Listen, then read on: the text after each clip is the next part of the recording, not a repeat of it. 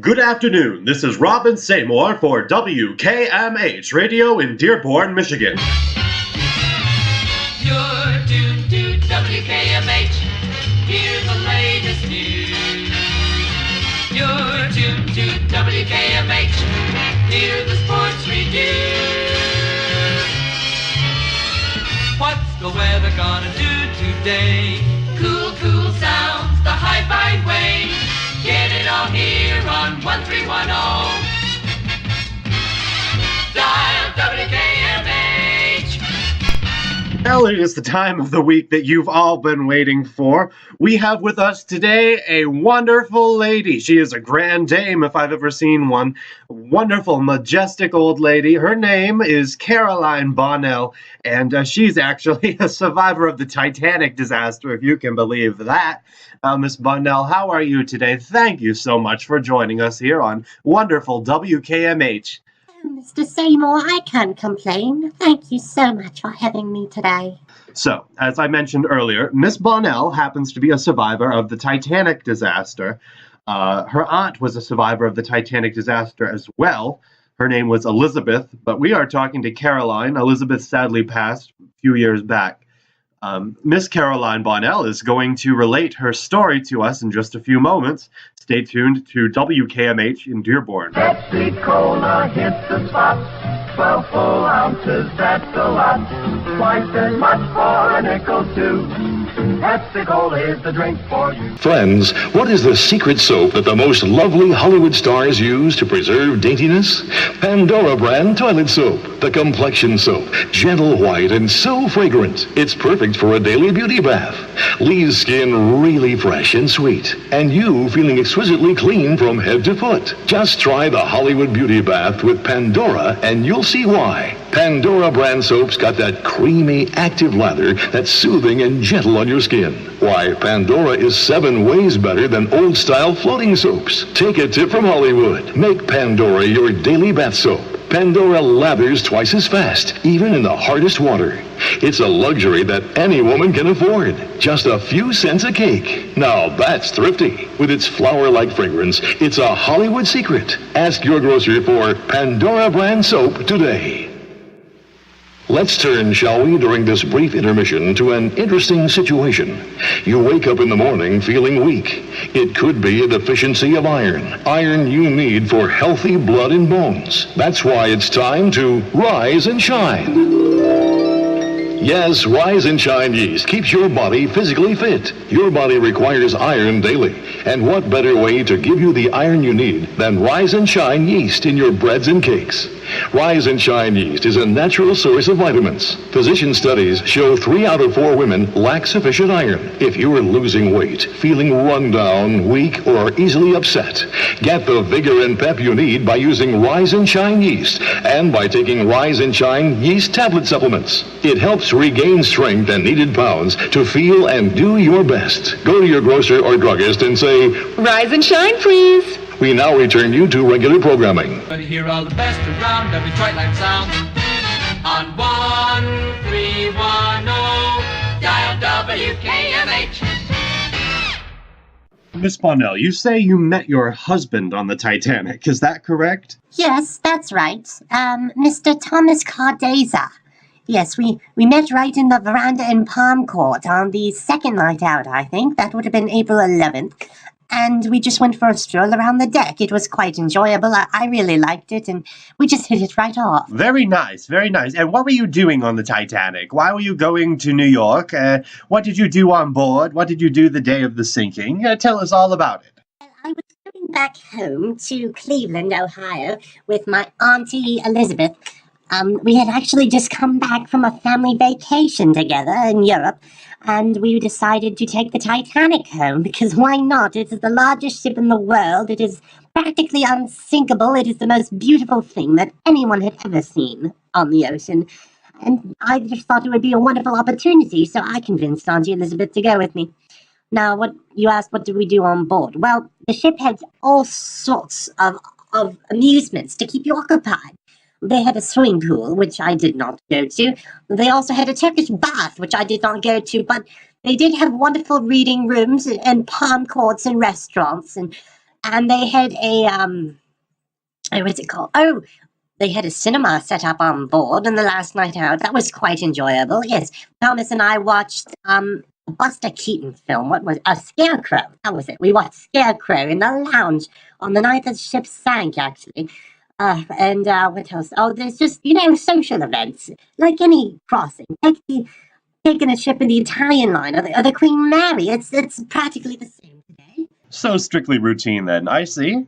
What did you do the day of the sinking to occupy your time? Just give us a little timeline of events that happened for you. What was your personal timeline of events? Well, I should tell you a little bit about the backstory first. I really should. After the first night out, Thomas and I, we were having, I guess, a little fling, but I began to feel something more, and so did he, but he was scared to admit it. In fact, when I told him on April 13th, which was the night before the ship sank, yes, the night before, he actually ran away, and I didn't see him again until the next morning. He was terrified of the prospect of settling down because it just wasn't the type of person that he was. And quite frankly, I wasn't much of a person to settle down either, but that's what you have, I suppose. After that, anyway, he found me the next morning at church. After church, actually. Captain Smith had gave a wonderful sermon in the dining saloon in first class. Yes, it was the first class saloon.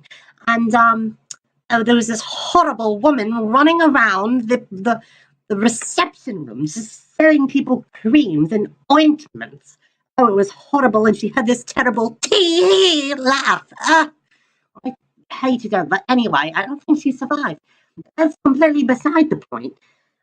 After sermon, I was in the reception having refreshment with my aunt, and Thomas came down, and he took me aside, and he kissed me, and he told me that he loved me as well, and my heart, it just melted. Anyway, we spent the day together. We went to the Café Parisien, I believe it was called. It was a small sidewalk cafe jammed in next to the Ritz restaurant on the back of the ship. And I remember it was run by these Italian waiters that the line was trying to label as French, but they were really Italian, and they were quite hilarious because they had this little uproar between them.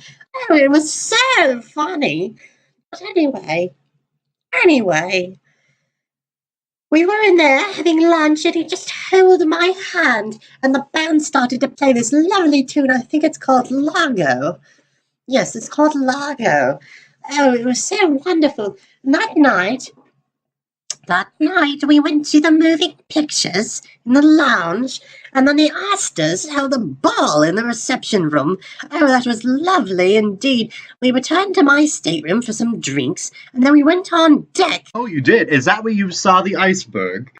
It is, because you see, we were out there, and it was the most starry night I'd ever seen. In fact, earlier that evening, after the moving pictures and the ball, Thomas took me up on deck, and we danced underneath the stars. Oh, it was wonderful. There were so many stars.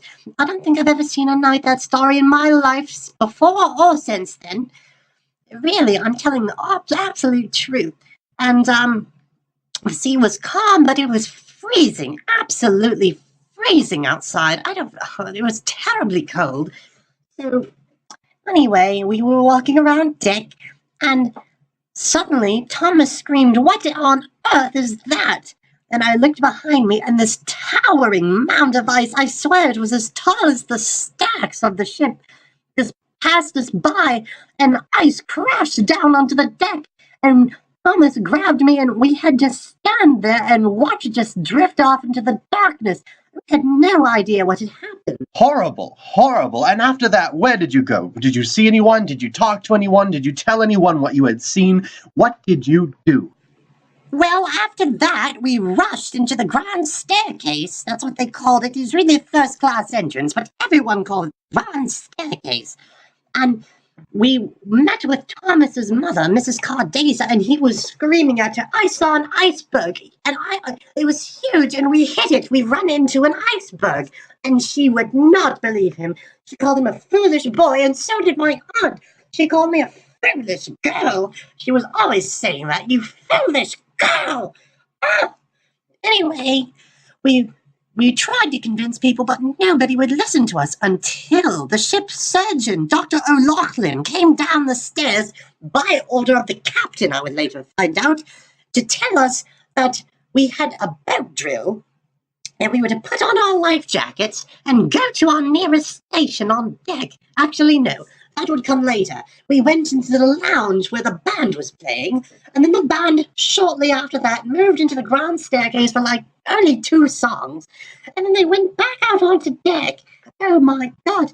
And then Thomas and I just sat there. I was separated from my Aunt Elizabeth, but she got into another boat. I later found her. She got into lifeboat 8, actually. I tried to get into a boat, but Thomas just couldn't get me into one. Really? You couldn't get into a boat? So then what happened? You obviously got into one eventually, because you are here now, aren't you? Eventually, yes. Excuse me. I did get into a boat, but, it was quite hard to do so. You see, I had to rush about, and Thomas, he said to his mother, "Mother, go," and Anna, go, and Gustav, go. And he took all of his friends and he put them into a boat, but by the time he got to me, the boat had started to lower and he couldn't get me into it. So he helped me find a boat, and he kissed me on the cheek and told me that he loved me, and the crew member grabbed me and placed me into that lifeboat.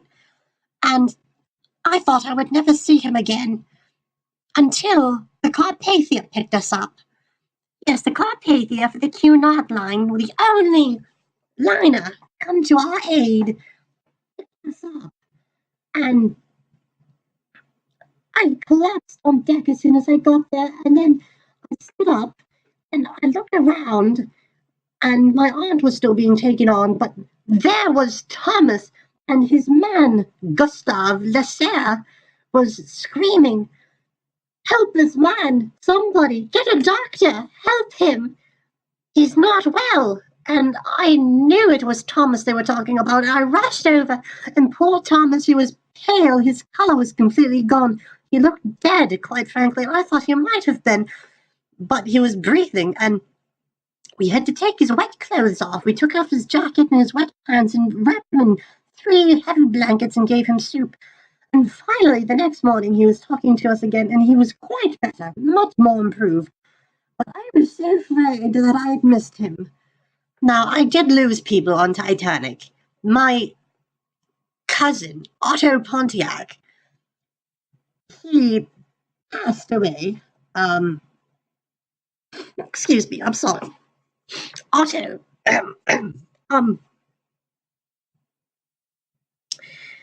Thomas told me that as he got into comfortable sea, he saw Otto try to get off, but he was sucked under and he just vanished.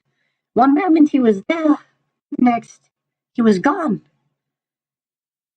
So Otto left behind his wife Carla, who unfortunately, due to the incident, went insane. And she's still alive, I think, but we don't talk to her anymore. It's just quite sad. And it's terrible. So you saw the Titanic go under when you were in your lifeboat, right? Yes, I did. You see, right before she went under, these bubbles started to just blast up from underwater all over the deck. And she settled low, and the funnel started to collapse. And as the second one fell, there was a huge explosion.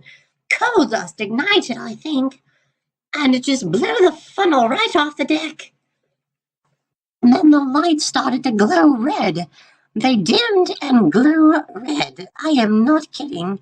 They grew red, and then there was a terrible explosion, and the ship sank in one piece, I believe. But first, the stern stood straight on end, and slowly, after what seemed like 2 or 3 minutes, It slid under, and it was gone. Forever. Oh, what a terrible story, but a touching one that you have related to us. Thank you, Miss Bonnell, for taking the time out of your day to come here and tell us about your experience the night that the Titanic sank 38 years ago today on April 14th, 1912. It's April 14th, 1950 today, and we must think of those who died and those who never came home. Yes, we absolutely must remember those who did not come home. And yes, thank you for having me today.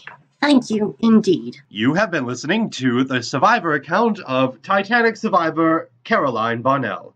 We will return in just a moment to WKMH Radio in Dearborn, Michigan after these messages. You're tuned to WKMH. Hear the latest news. You're tuned to WKMH. Hear the sports review. What's the weather gonna do today? Cool, cool sounds the hi-fi way. Get it all here on 1310.